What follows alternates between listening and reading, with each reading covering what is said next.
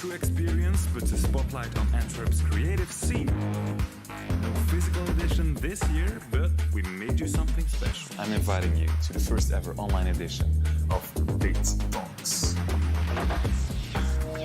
What makes an artist, and what makes a musician, and a painter, and a DJ, and a chef, and why am I asking all of these crazy questions? Well, it has something to do with all my guests today, because today I have three beautiful people with me. Hello, good morning. Good morning. Good morning. Hello. Nick Bril, you are the owner and the chef of D.A.T.E restaurant, a 2 Michelin star restaurant. You are a DJ, you've played Tomorrowland, you've played big festivals. Yeah. That's quite something. We have Marcel van Tilt with us. Marcel van Tilt, we know you as a singer for the Belgian cult band, maybe, Arbeid Adelt. Yep. You're a radio host, you're a television star, maybe, I can say. I was. Okay, a fallen star. I'm into radio. Okay, you're into radio. Yeah, you're a radio host. And I got Katrin Lohmann with me. Katrin, you're an actress. We know you from television, but you're also a drama therapist.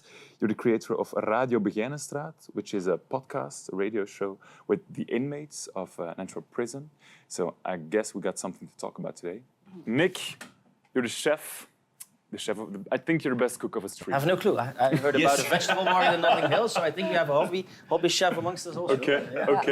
Yeah, But professional-wise, yeah. Yeah, what did you have for breakfast? Always nice to know from you. Nothing. I'm intermittent fasting at the moment together with my wife, so there is an 8-hour slot I can eat, and which is not starting today. But it works. It's a really good diet. It really works. Yeah, my boyfriend does it, but it's really confronting and annoying for people who don't do it. Yeah, the eating part is fine. Yeah, I guess so. Heavier.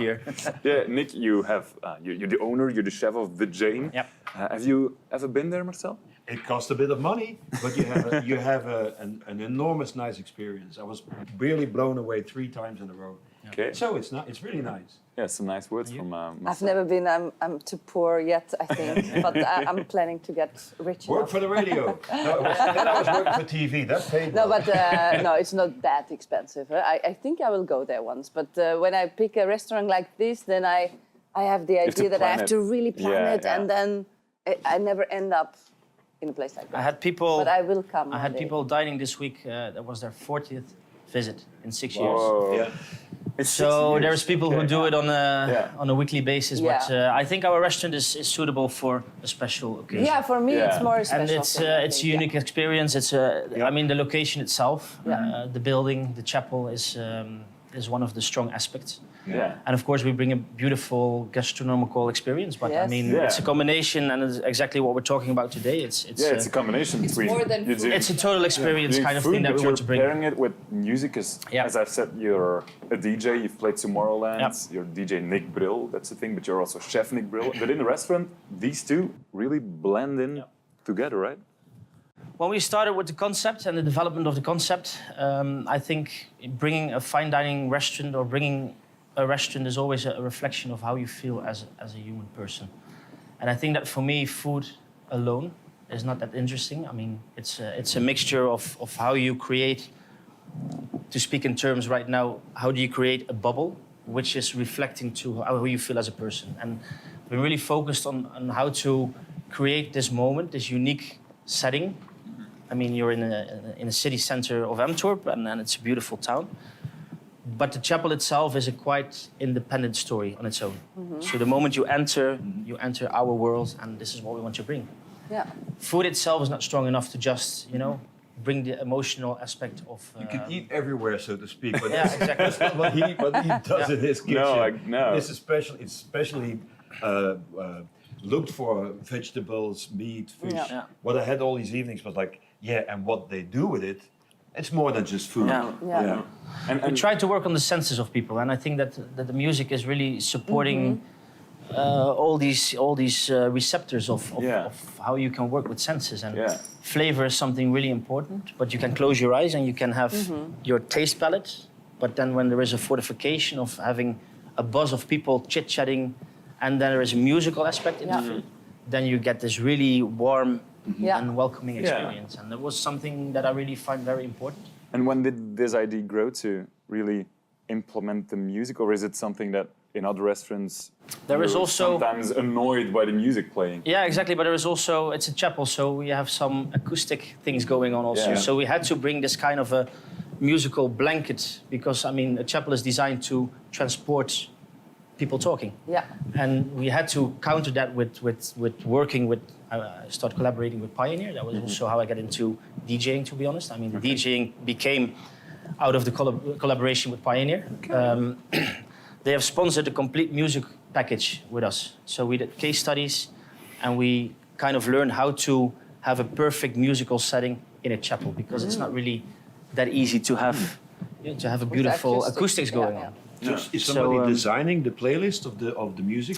Because you guys are working there to hear every night the same soundtrack. It makes you mad. I mean, now during the Corona period, my team is quite annoyed. Yeah. Normally we have 4 or 5 live DJs every week. So we record all the live sets. They play 6-hour sets. Okay. So they, I have 2 resident DJs who are really focused on how to build up this atmosphere. You start at 6 in the night. And then you start on a really low pace, you implement some jazz, you go into a bit of disco, and then later on, especially in the weekend, it gets a bit more strong. So people, especially... Yeah, I love it. Well, it's beautiful. And my residents are really experienced in how to look at the guests, how they are dining. Yeah. And, alcohol is a big part of our experience. I mean, people come in, they're quite tense, they're a bit nervous, and then they have their aperitif, and they start to relax a bit. And as a DJ, you can really hook into that. You can really fortify that. The last time I went, I was on this 6-month period, no alcohol. Okay. So I told the sommelier or the guy who served at the table, look, I'm alcohol free, no problem. So every meal, I think it was like 14 little things we had after one another. I got another drink. Alcohol free, it was amazing. It was all kind of fruit, apple juice mixed with spinach, but more than that. And like 14 different things. It's like, wow. And what do you prefer? I can't remember. I don't know. I mean, what do you prefer, the non-alcoholic one or wine pairing? Maybe the non-alcoholic one, because you keep alert on what the next dish is going to be like, because it's always a mixture of really fine little things. And if I go... If you start with a really great white wine, they're like, dish number 7, everything tastes good with it. Sometimes I just go to the restaurant and just drink wine. No, but I noticed that people drinking alcohol are getting into a different mood. And I think that, especially here, during lunchtime, people are really sober when they enter and they're stiff. And for us, it's our most important job to shake them, to shake them loose, to make them feel comfortable and to get them, in that ease modus. Yeah, you were talking about the music part that you've worked together with Pioneer, and I guess that also for like promo and PR wise, it's a real good idea to talk about this. But is it really a personal matter for you to do this Big music? time, yeah. And it was for me really important to have that professional sound system being integrated into a restaurant setting. And also the collaboration with a professional sound system supplier actually opened up their market, because nowadays restaurants are focused on music. So they spend the budget on installing something which is more quality-wise than just a little sound speaker with no subwoofers or whatever. So Yeah, you've moved to het Groen Kwartier for the Jane, but before you worked at Oudsluis with Sergio Herman. Yeah. So you came to Antwerp to start a business. Yep. How was that in the beginning? Were you welcomed? Absolutely, yeah. And I think maybe Antwerp is the right town for this. A lot of Dutch people visiting Antwerp in the weekends. And I had never issues with being a backup Belgium guy. I mean, of course, Zeeland is the region where I originated from, so they call us Reserve Bel, which is just like secondary Belgian people. Yeah. And I've been educated in Bruges. I went to culinary school in Bruges, been connecting with Belgian people. All my friends are from Belgium, so it felt really the right thing to do. Biggest motivation was the Burgundy DNA which the Belgian people have. I mean, there is gastronomy in your blood. That's what I feel. So much of a difference with Dutch people? Day and night. I mean, on Saturday people. In Holland, though. I mean, food has really got better in Holland. Last week. Yeah, but you cannot. I mean, it's a cultural aspect also with the Belgian people. You cannot really create a cultural background and history. I don't have a culinary history from my home situation and youth. Yeah. But even every cafe in Belgium serve a decent spaghetti right now. I mean, even a decent, you can get a decent meal in a cafe in a small town, which is in Holland completely different. Yeah. You already said that the church, the chapel, that was one of the appealing facts to come to Antwerp. Yeah. But were there different restaurants in Antwerp that, like, how you say, attracted you as well? To be around them? I think it was more nightlife that attracted me in Antwerp than restaurants. Yeah. I think I started cooking more than 80 hours a week when I was 18, 19. And of course, that extreme heavy work week you have to kind of shake off. That happened here in Antwerp. So that's the thing that I was wondering about. Yeah. So you're a chef. You're doing like more hours than you have in a day of work in the kitchen. Like even like you're the CEO of the restaurant as well. You arrange everything that happens there. You do financial and then you find the time to go well there? Everything. Everything. Yes. Wow. So I own 50% of the shares, and Sergio Herman is my business partner, but he's more like a silent investor and partner. So I manage the restaurant, I do HR together with my wife and my team. Of course, I have a big team. There are 48 people employed right now. We had 72 people in one restaurant before the whole Corona situation. So we downscaled a bit, of course, because the business also went down a bit. Yeah. But still, it's 50 people in one restaurant, which is kind of insane. So you have 48 people working for you. You have a restaurant that's doing a lot of shifts, like lunch, dinner. Where do you find the time to browse through your music library and do sets on festivals? Maybe other people have time to watch documentaries, Netflix. For me, browsing through music, listening to promos, selecting my DJ sets is like for other people watching a Netflix series. I mean, it's my relaxation moment. It's the moment I really calm down. I have an office with a DJ booth. I have my sound systems, a cigar box, a wine box. I mean, that's my man cave. And towards a DJ set, I play approximately between 30 and 40 sets per year, which is quite much to compare to almost somebody else. Almost every, but more festival season, more summer, often in a weekend. I made a deal with my wife 30 per year, and I pushed it to 40, but that's the maximum because else I will not have a wife anymore. And do you have kids? Two kids, yeah. 2 kids also? We're together 15 years, two kids. I got a daughter of 6, which is deaf also, which is also then again a big awareness for me as a music person. Yes. And a son of 3. So we're a young, happy family. And they know me from that status of working super intense and super hard. Working weeks of 120 hours, which is what I'm having. But I don't call that a working week. This is my lifestyle. This is the way I do my life. I run my business and how my social life is integrated with my professional life. And it's one big mixture of how I like my life. So it's not a work-life balance. It's and just your kids, one do big they want to mix. become DJ or chef? I'm dreaming of having them integrated with the restaurant, but I'm super intrigued with my daughter, how she is, because she has 2 cochlear implants.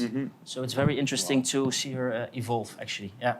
How she's responding to music when I play a DJ set at home. Does she hear now a little bit? Yeah, she's up to 85% of normal hearing. So it's an extremely successful project to have those implants happening. She became deaf in a reducing modus. So actually she was 1.5, and we start to notice that she had lesser contact with us, lesser connection. She was constantly repeating questions, and so we noticed it was wrong. And it is a DNA thing. It's a cross between me and my wife, and then there was a 25% of an outcome, which translated to deafness with her. Yeah. But she was keeping like interest in music, and when I play music at home, she's always next to me, shaking, moving, looking at me how I'm moving, and then copy pasting that, and she really feels it. So I feel she's and the really vibrations and it's. I think even with things happening with vibrations, and I think she's very sensitive. Also, her mimics are really strong, so you can feel she's really into showing and feeling emotions, and it's super interesting. Wow, that music is a good thing, I guess. We're in the middle of strange times. You've noticed, I suppose. A bit, Even in like the restaurant. we all do, I think. Even in the restaurant business. And what we see now is there are a lot of or restaurants doing so, but even festivals and venues. They're combining food with music. Is it something we'll be seeing more and more in the future? We're going to try the first time now with the Full Circle program to have a seated party going on with us in the restaurant. Last year we participated in the Full Circle event by having 250 people you made a club. rave inside the restaurant. So we took the whole decoration out, the whole table setting, everything, and we had a line queuing up, people waiting 1 hour to enter because we had a maximum capacity of 250 people. They wanted people. to dance in the chapel. And there was a line of 1 hour waiting time just in front of the chapel for people to enter. It was super successful and it was extremely nice. And to have your same setting in a completely different setup. People just like to enjoy. So if you can rescape your model and if you can rescape your products, there will always be a connection to an audience, I think. So I really like it, I like those initiatives. Okay. Have you ever been to the opera? Yep. Once. Once? How was the experience? It was crazy. I was not expecting to be so touched. Yeah, I was extremely touched. I was even crying. There was something, and I didn't expect it because I'm really not so into classical music. And opera, like I know some Mahler, some Schubert, but I could never recall like what exactly was but what. But this. It was something like the Ring, the Nibelungen, or like super heavy shit. And Wagner it came to me, to but it was crazy because I didn't. I thought, oh, this is going to be so fucking boring. I don't see anything, like being so behind. And then someone came, and it was really in my face, it's and intense. I was like. Yeah. Because the Antwerp Opera, it's one of the oldest institutes in Antwerp, but then again, it keeps evolving to bring you opera in the year of 2020.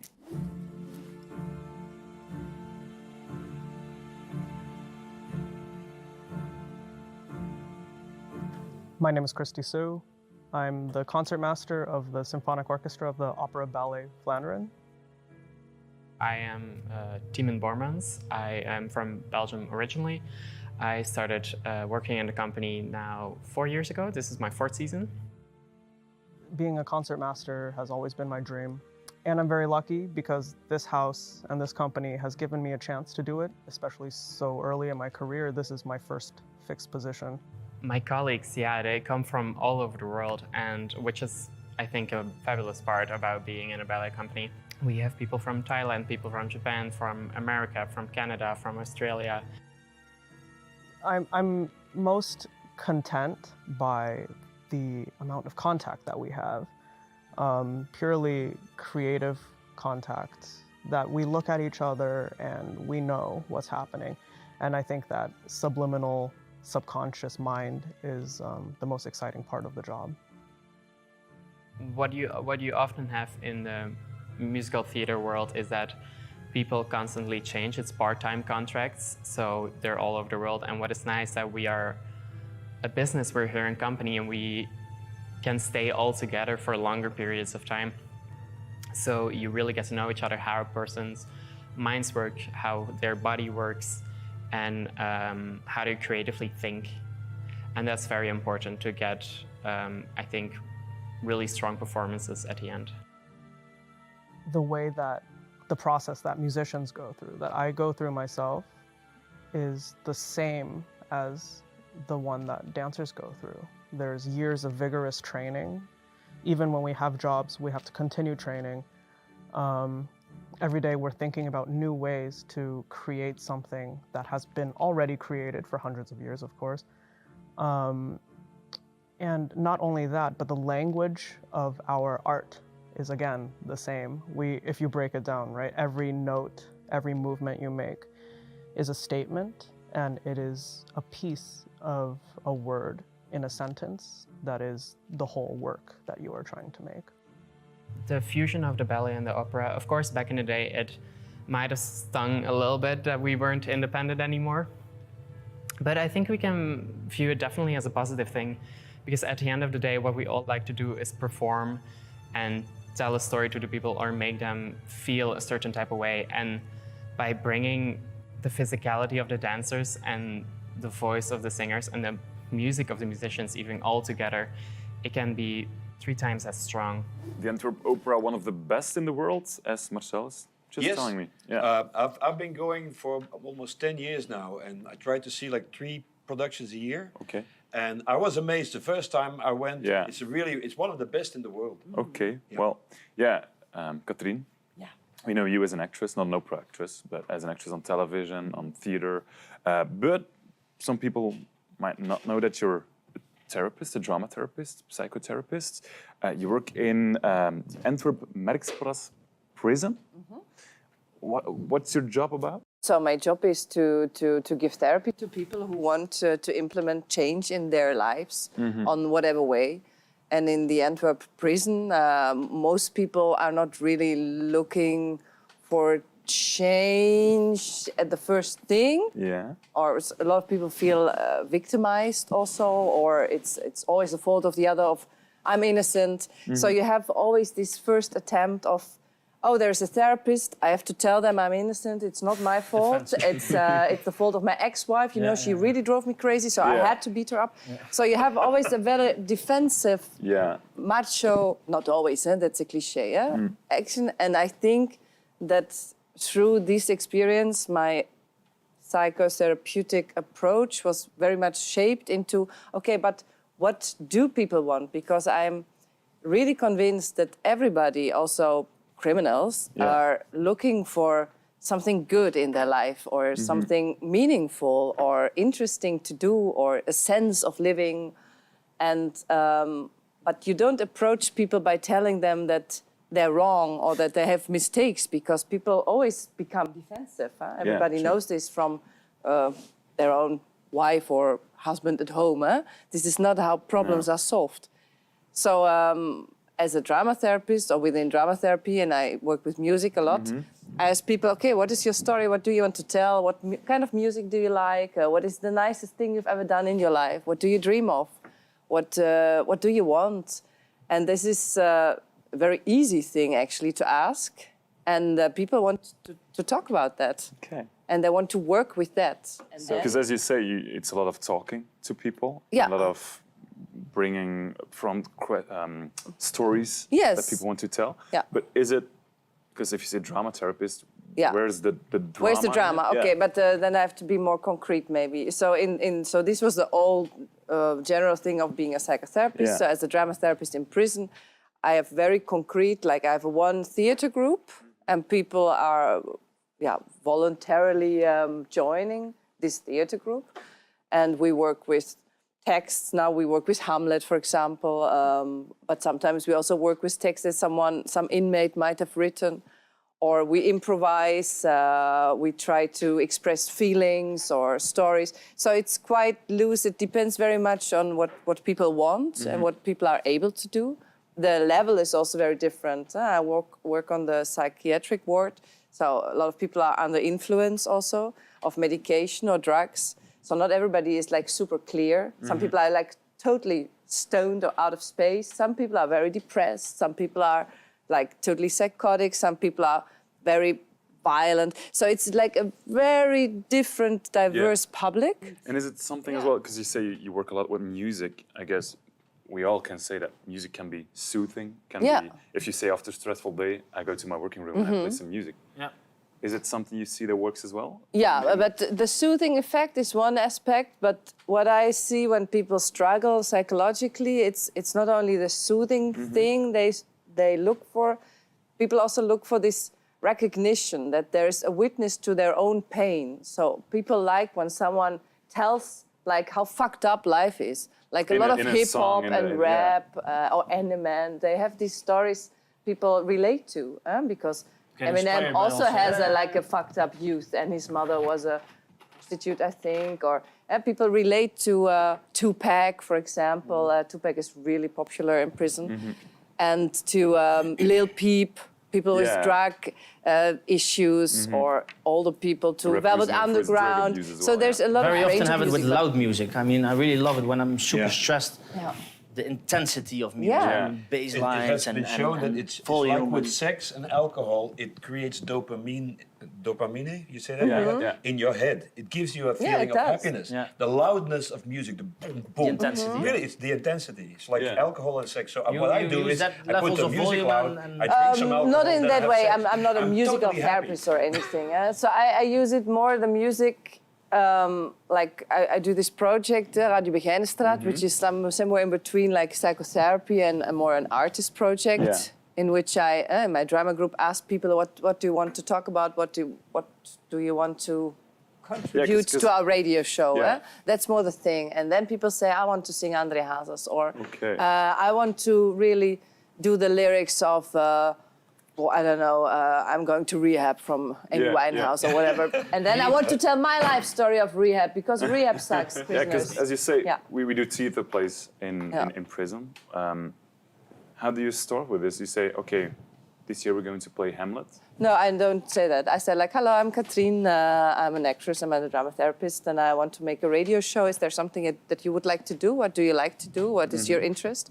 And if you would tell me, I don't have any interests because my life is fucked up, then I would ask you like, okay, so what was so fucked up about your life? And is there something you want to share about it? So I would never force anything. So this Hamlet, someone says like, oh, this is so Shakespeare. Never read Shakespeare, maybe, but doesn't matter. And then I said, do you want to read Shakespeare? Oh, yes, I want to read. And then everybody wants to read Shakespeare just because it sounds good also. So everything starts from these stories? Yeah, it starts off what people want to do. I really believe that you shouldn't, if you want to help people change, you shouldn't want to make them change. You should be like open and ask, is there something you want to share with me? Like really stupid question. And okay, how can I help you with that? And also people come like, I want to learn to sing, or I want to write music, or I want to be a better actor, or I want to be more self-assured, or I'm stuttering, I'm an actress. And then you chose a very intimate medium. It's like radio. Radio Begijnenstraat, that's the name of the podcast. That's the name of the show that we co-create in prison. It's a co-creation. So you have a radio show, you talk to people, and eventually you ask, maybe you want to talk about this in our show, or? Mostly, that is always a tricky thing. You might know this as an interviewer yourself. There's always this moment when you have to ask, can I record this? And sometimes you're too late. The good stuff is already said. And it took me some time to be more offensive about it also, to just say like, you know what, I will just put on my microphone now, and if you don't like it, you can re-listen to it later, and if you think like, oh, I said too much, or I don't want this to be broadcasted, then I will just delete it. The best thing is to always record. Okay. And then you have in your head like, okay, this is useful, this was really not interesting, or this was really interesting, and you try to map it, because otherwise you have like hours of radio and you never know when was this interesting sentence about Hamlet again. So you try to, and sometimes I secretly also switch it off, because sometimes I feel like, okay, it's going nowhere, or someone is really rambling, and because I don't want this like huge amount of radio recorded. But mostly I try to record most things in the group, which is quite difficult because the acoustic is like super bad. It's very loud in prison. This is a funny thing about prison.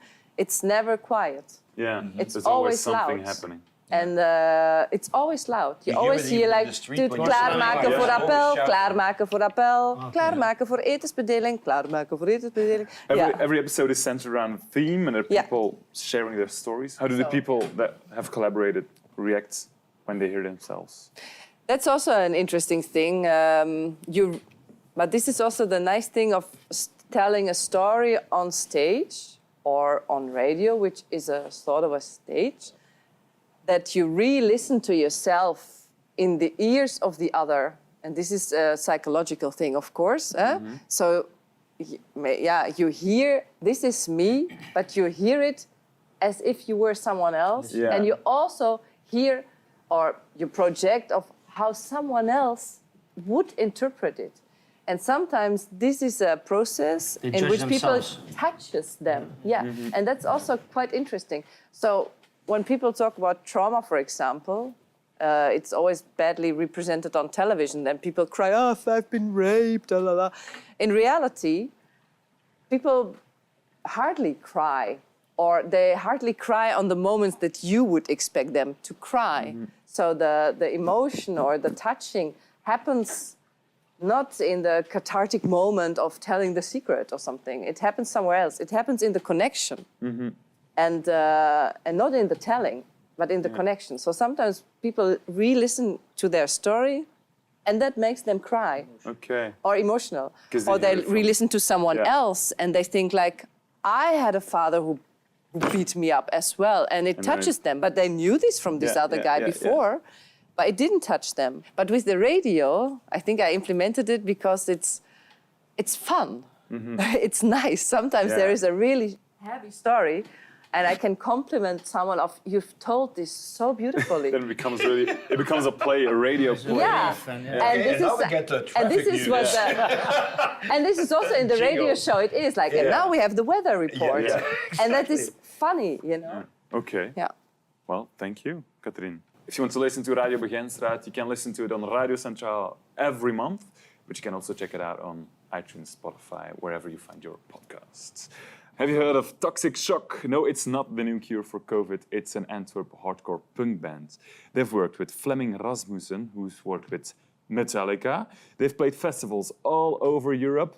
And, oh yeah, a small explainer, nobody got hurt during the shooting of the video, except maybe the singer.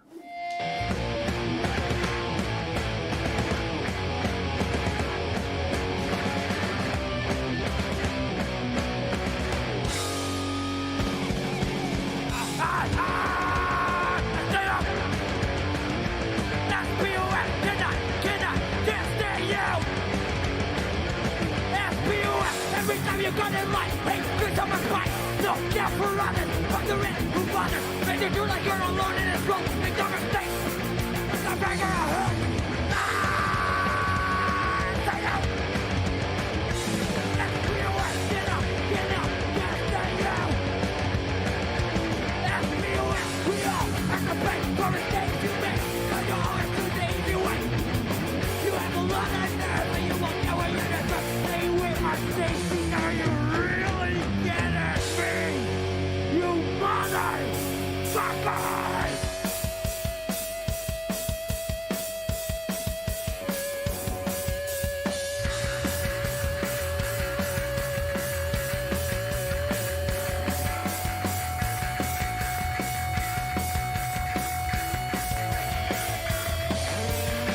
My feet will stomp on your face on the rhythm of this place. I have no mercy for you. This is my hatred. For the things you did, you make me sick. You tell us that it's made of shit.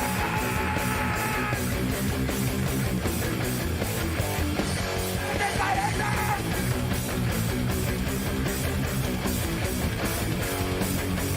Hatred. Get out of the way! Get out of the way! Get out of the way! Get out of the way! Get out of the way! Get out of the way! Get out of the way! No better good!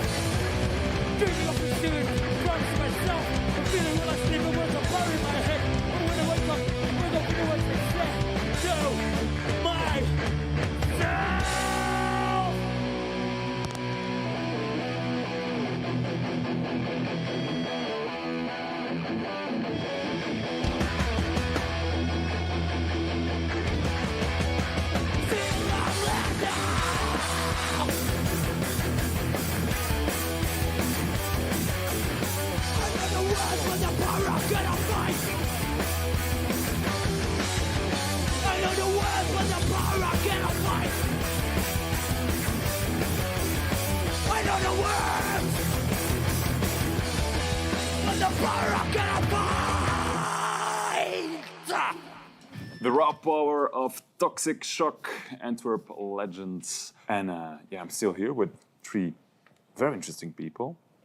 And one of the three is Marcel van Tilt. It's a man that I, as a kid, I guess, saw more on television than I saw my own dad. Yeah. That's possible. That's what my wife said. My then wife. You're also the singer of the new wave band D.A.T.E. You started as a television host for MTV VPRO. You're one of the first that made a documentary on hip-hop music in New York. Very proud of. Back in the 80s. Real cult in the States. Because we were there in New York just at the moment when it broke. It was like 2 weeks later, Walk This Way from Run DMC was came a big out. hit. Yeah. And then rap became a style of you were one of the first over there. You're also a painter, because as maybe people won't know, is that one of the covers of Clouseau is a painting by Marcel van Tilt. Oh. Yeah. You're proud of? No. Well, that was a hobby at that time. But I'm thinking now that I'm old and wise, that I should rent an atelier and start painting and again. end my life making art brut, really wild things. You combine painting with listening to music?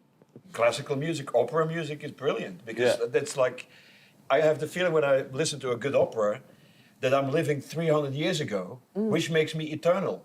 Because nothing has changed. It's the same basic feelings of I feel sad, I'm in love, I'm gonna kill you. Oh, this is horrible. Oh, I'm dead already. They can sing an opera. They can say, I'm going dead. That takes like 15 minutes. Marcel, we've talked about it that you were a singer in a new wave band starting in the end of the 70s. You started with D.A.T.E. Yeah, 80, and then 81. 81 something, And then later on you went on to do television work. Was music the stepping stone to go to television? Now that I'm working on a rock station, really, and I'm 63, I just noticed like, damn, music has been there. The first kick I got was like going to the kermis, the fun fair in my small town in Limburg. Yeah, well, then twice a year there was the kermis with the botsauto's. And there they had like these huge black speakers, and they played the Pebbles and the Beatles and the Rolling Stones. And I went to the campus. I never spent one dime on the campus. I was just listening. Wow, this is brilliant! Boom, boom, boom! And I took it from there. And then I went studying in Brussels. And the first thing I did was start a radio station, FM Brussels, with a friend of mine, illegal station. And then I met Arno Hintjes in Ostend because I wanted to interview for the radio station. The interview was supposed to last an hour, and I stayed 3 days because they went to a rehearsal, and I saw guys holding instruments going, what are you going to do? I'm going to do this. Dang, dang, dang. Oh, that's good. Then I'll do bam, bam, bam. Like, wow, this is how you make it. Just make music by beating things. And then you get Arno going, oh, you don't even have to sing, then you just talk in a funny way. And so I was, mesmerized by people doing that. And then I started my own band, first as the support act of Arno. The first thing we did was like go on tour in Holland. So, like we had like a set of 15 minutes because we didn't have enough music, and we were already playing at the what is it called, the Paard van Troje in Den Haag. And then we played hundreds and hundreds of concerts. So music is, and now I'm on the radio, so music has always been there. Then I started working for TV, and we made a lot of clips with Front 242, and there's a nice clip that still goes on YouTube, which is Matchbox Car by the Scaps, with a really young guy in it, and that's now the big organizer of Pukkelpop, Eppo Janssen.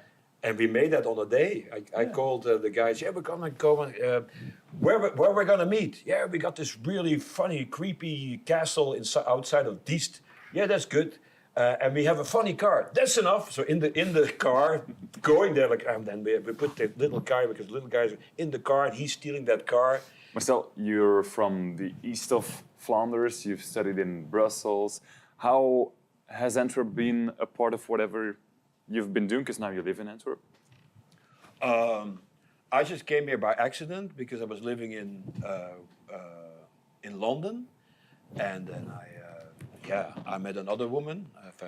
It was number 3, I think, and she was from Holland, and she wanted to come and live in Belgium, but not in Brussels because she had a problem with French. She was American, in fact. So we ended up in Antwerp. And I really liked it because it has best of both worlds. It has all the good parts of a major city, which means lots of good restaurants, nice clothing shops, nice shoe shops, good cinemas, good bookstores, but it's quite small.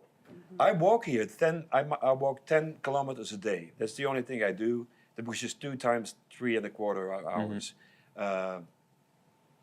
So it's a small city, but it has all the positive sides of a major metropolitan like London and Amsterdam and New York. You got all this fun stuff, but on a smaller size. And yeah, that's why I still like it. Yeah. Was it also a city then when with D.A.T.E and back in the days that you met a lot of musicians, like in the 80s, was Antwerp a city where you were often seen and where you hang out and you went also to in places? the 70s. But when I was living in Brussels, we came to Antwerp to party because end of the 70s, there was nothing in the center. So if you wanted to party, we went to Antwerp and we had the Stadswaag. And I mean, it was like, that has, sadly enough, has changed. How was the atmosphere in Antwerp then back in the 70s, 80s? Well, there was no closing time and there was no limits. I mean, there was bars everywhere. Now you can't do that anymore because everybody's complaining about the noise. I mean, on the Suikeraar, you had like 3-4 bars with music blasting until 4 in the morning, and people, whoa. It was fun, it was relaxing. But then the neighbors started to complain, and that has all disappeared.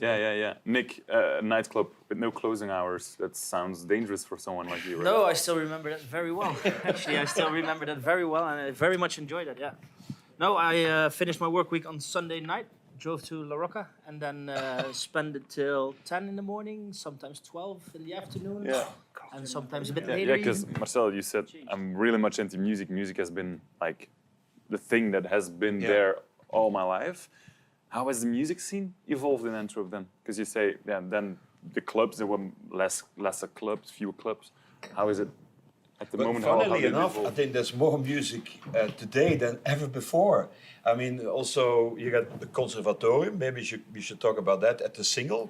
Lots of very, very well-skilled musicians are coming out of that, and they all start 5 bands. In my days, in the 70s, you were in one band. You were the singer of this band, and you played guitar. Now this guitar player plays in 5 bands: a thrash metal band, a jazz combo, and 3 other things. And to make money, they play background guitar at Clouseau in the Sportpaleis. So they do all kinds of stuff, which is good. And there's still a scene. I mean, you got the studio, and there's still plenty of, and you got the Arenberg. There's still nice places. As you said, I did music, and then I went for television, paint, and then you've moved a lot in your life, I guess, from place to place. Is Antwerp the right city to, how you say, to reinvent yourself? Do you get enough sparks in a city like Antwerp? Yes, I think that doesn't. I don't have the idea that the city ever goes backwards, and that's with the restaurants and the fashion and the music scene. What's for you the best venue in Antwerp at the moment? Well, Trix is great. Arenberg is great. I think the studio is also good because they mix theater and stand-up comedy and kids cinema and alternative rock show. And Blixa Bargels from the Einschüsse de Neubauten plays there and then does something really weird with echo machines. And that's good. That should be there. Okay. And it's happening, I think, even more here than sometimes in New York, because I was there last year. And a good friend of mine is running there, a big part of the art scene. And she said, like, art is almost dead in New York because it's so fucking expensive. New people who are 25 years old or 20 years old coming to New York and started to paint like Andy Warhol or Basquiat. It's impossible because you cannot pay the rent. Because you start at $3,000 a month. But which beginning artist has $3,000 a month? I mean, it takes you years to even earn that. So the art is like... So Antwerp is, I think, is a good city to start off. To start off as an artist, as a musician as well, because in Antwerp, as you said, you have the Conservatorium from Antwerp. Because even in these scary, crazy times, there are some people that want to become professional musicians, and they go to the Antwerp Conservatory, and there you learn to be a musician in the right way.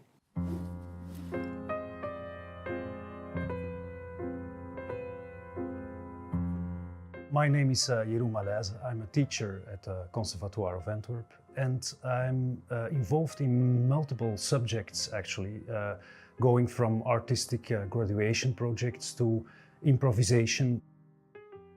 Conservatoire of Antwerp has a very international appearance. It's like students from all over the world that show up here, and in multiple genres and styles of music. So we have musicians that play jazz, musicians that play classical music, traditional music, folk music, but also we have dancers, we have composers, we have theater makers, we have directors. So every genre, every style is presented here.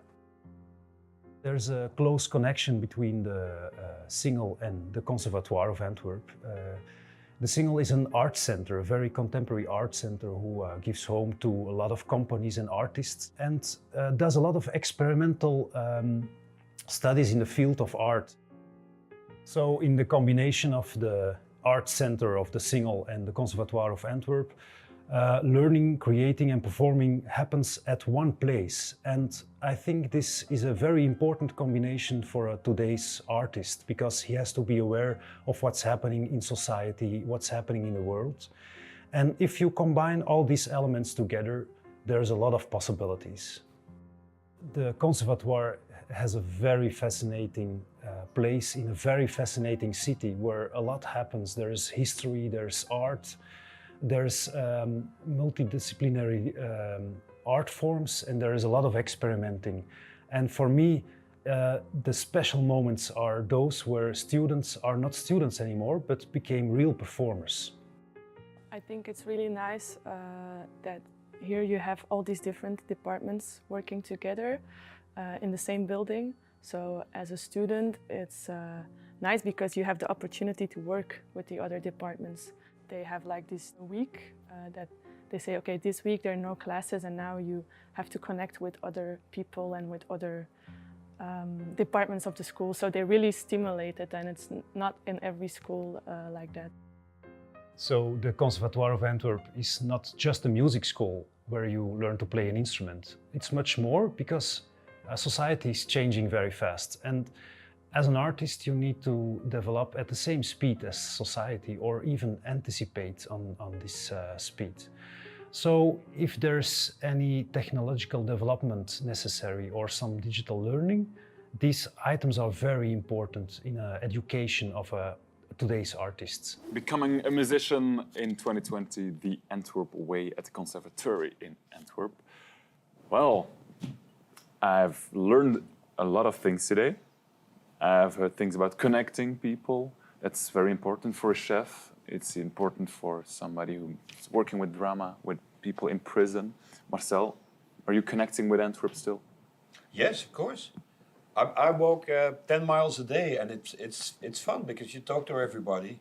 And I always wondered what's going on in the prison, because when you walk by the prison, people are always shouting, going. But now you know what's going on, because it's Katrin who's doing drama classes with the inmates. It's Hamlet. That's what you're hearing. That's what you're hearing. That's what you're hearing. Yeah. Okay, Nick, you still have to go to work today? Yes, lunch service is about to start in 45 minutes. Okay, so I'm going to be right on time. What's on the menu? Yeah. My autumn menu has been launched 3 days ago. We had a week holiday break, so I started with my new menu on Tuesday. Mm-hmm. And it's an autumn vibe. Mushrooms, truffles, there is scallops, crustaceans going on. There is a lot of beautiful food. Autumn vegetables, celeriacs, cooked 6 hours in salt, crusted, and even make infusions with roasted potatoes. Okay, now you have to stop. It's about lunchtime, so I mean, he's hungry because he's fasting at the moment. Perfect. Yeah. Okay, well, Nick Bril, Katrin Lohmann, Marcel Tilt, thank you for coming over. Enjoy the rest of your lives in Antwerp and all of your careers and adventures. And if you want to follow This Is Antwerp, you can check it out on Facebook and on the Instagram page. And you'll find everything you want about Antwerp.